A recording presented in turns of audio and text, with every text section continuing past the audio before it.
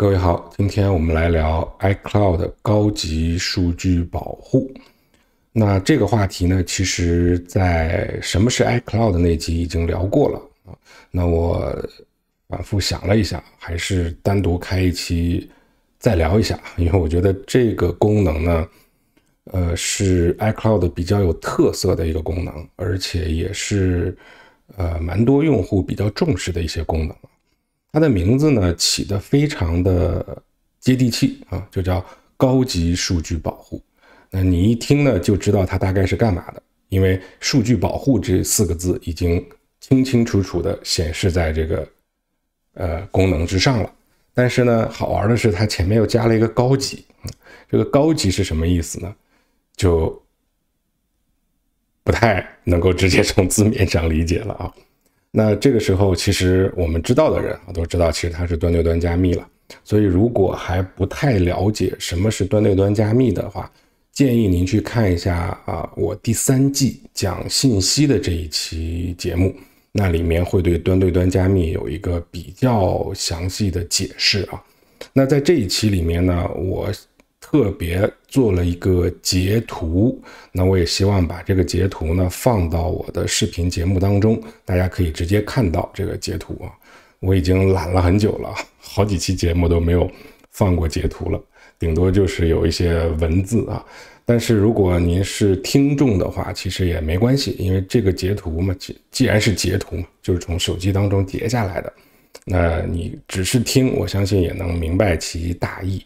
我截的就是 iCloud 设置当中的高级数据保护的这个页面啊，因为我觉得这个页面呢，其实还是蛮有说服力的，比我自己在这边念要好得多。那与其我看着念，不如大家一起来看一看啊。那我想先呼应一下上一集我们先注意看整个截图的最下边的那个2行小字啊，它写的是部分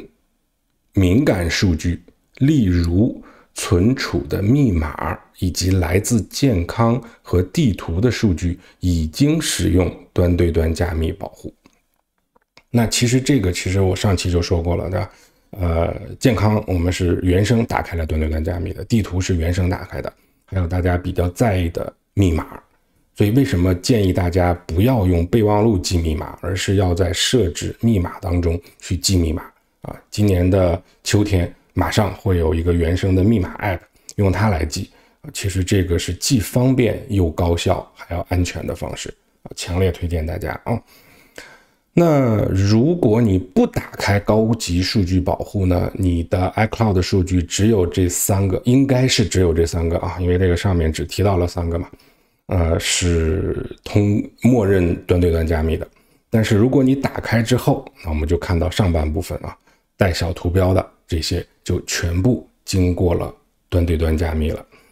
那所以在高级数据保护的大标题的下面我的截屏上面其实官方已经说得非常清楚了，我快速的给大家念一下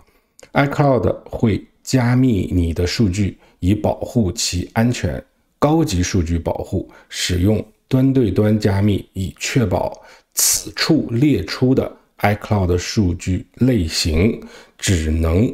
在受信任的设备上解密，这样即使云端数据泄露也可保护您的信息安全。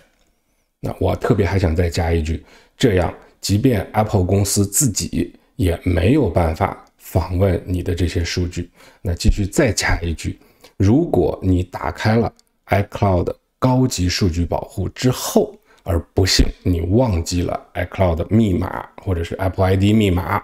即便你找到 Apple 公司也没有办法帮你去恢复你的账户数据那我这个截图其实没有截全如果大家自己感兴趣，你打开看一下，再往下滑就是设置一个恢复密钥了。那也就是说你把这个恢复密钥设置好之后呢，甚至可以打印出来保存在你家里的某一个地方。如果真的有一天账户出问题，或者是大部分就是密码忘了你还可以通过这个打印出来的密钥来去恢复你的数据。如果这个你不打印的话，那么密码忘了，这些数据你找谁它也是恢复不了了。这个就是端对端加密厉害的地方。所以各位如果对这个数据隐私比较在意的话哈，我是建议各位可以考虑打开这个 iCloud 的高级数据保护，而且它应该也是免费的，它并没有额外去收费，不是说 iCloud 加的用户独享的功能啊，就是普通的免费 iCloud 的用户也可以去打开高级数据保护，这点我觉得还是非常良心的。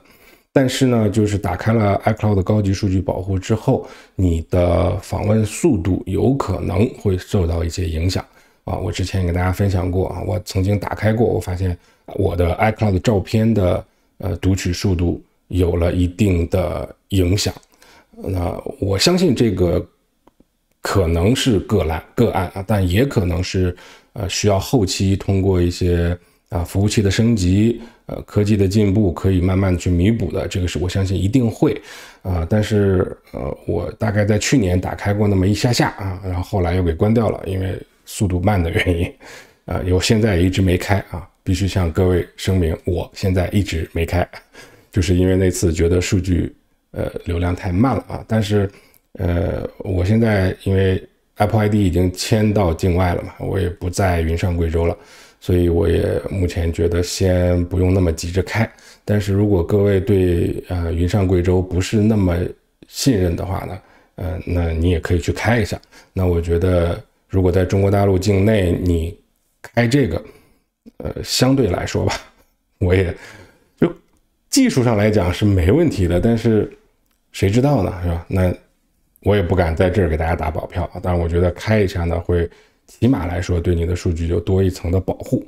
那它保护了什么呢？那下面列的也很清楚了，我也快速的跟大家去过一遍。它保护了你的设备的备份iCloud 的备份保护了，它保护了你的信息，保护了 iCloud 云盘里面所有东西保护了你的备忘录，保护你照片、提醒事项、Safari Siri 快捷指令、语音备忘录和钱包凭证等等。我觉得这个还是挺实用的一个功能啊。也建议各位在意隐私的可以考虑打开如果你觉得慢还可以关掉嘛，对吧？但是就是不要忘了密码如果您曾经有过忘记或经常忘记 iCloud 或者是 Apple ID 密码的历史，那我建议你还是放弃吧，就别冒这个险了，好吧？好，那这个就是这期的内容感谢各位的收看和关注，我们下期再见。